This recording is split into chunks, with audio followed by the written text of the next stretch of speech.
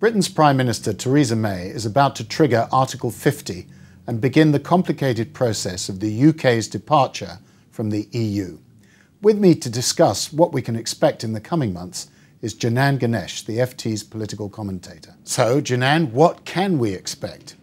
I think as soon as Theresa May files Article 50, she will cause all other subjects in British politics, including ones that she cares a lot about, to disappear to the margins. The only thing the media will be interested in, the only thing that Parliament will be interested in, and I think a big slice of the country as well, will be Brexit and the process of negotiating a deal with the European Union. And that is the opposite of what she has intended since becoming Prime Minister last year, which was to have more of a domestic agenda as well as a European one. She thought she could ride two horses. There's been talk about a May philosophy, industrial strategy.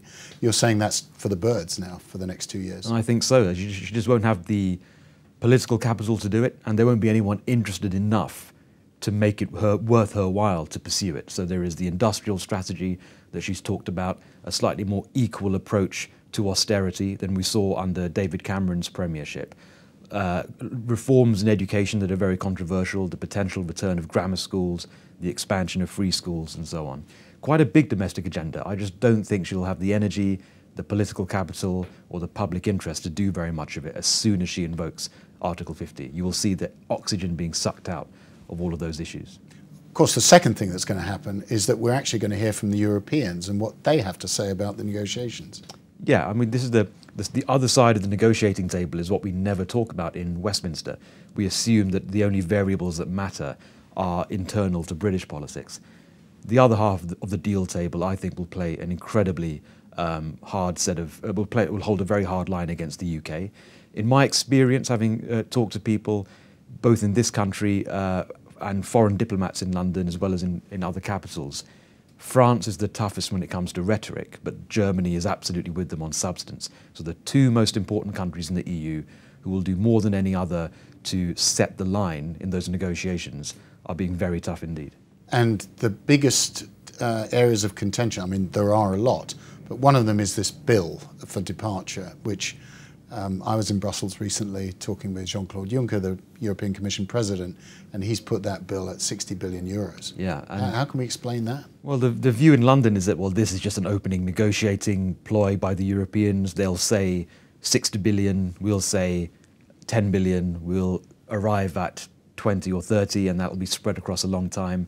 That might be optimistic, because even if you arrive at that kind of compromise, you will spend the first few months of these negotiations bogged down in a purely financial conversation before the conversation about immigration, how much market access there'll be, gets broached. So I imagine that 2017 could be wasted largely on the purely money subject of the negotiations, and the really technical, difficult stuff doesn't get addressed until 2018.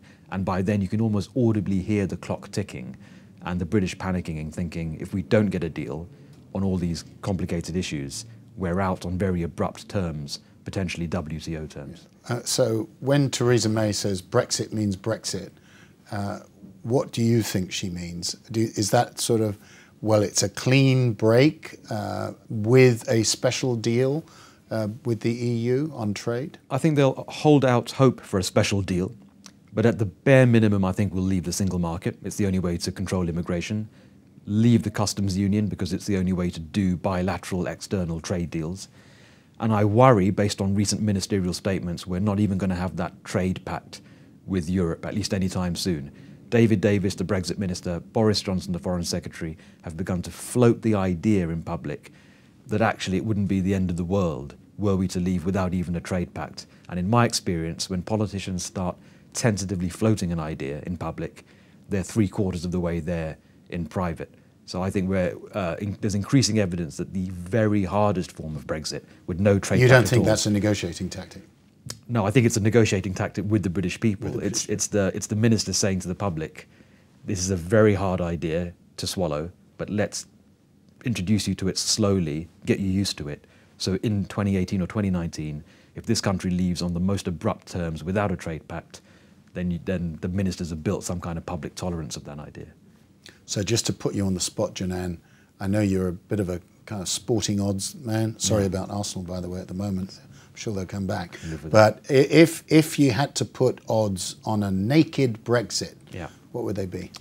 1 in 3. And people I've talked to behind the scenes, some of them will put it as high as 1 in 2, 50-50 chance. Some of them say as low as 10% chance, but it evens out. The conversations I've had even out at about a 30% chance of the hardest possible Brexit. Janan Ganesh, great to talk.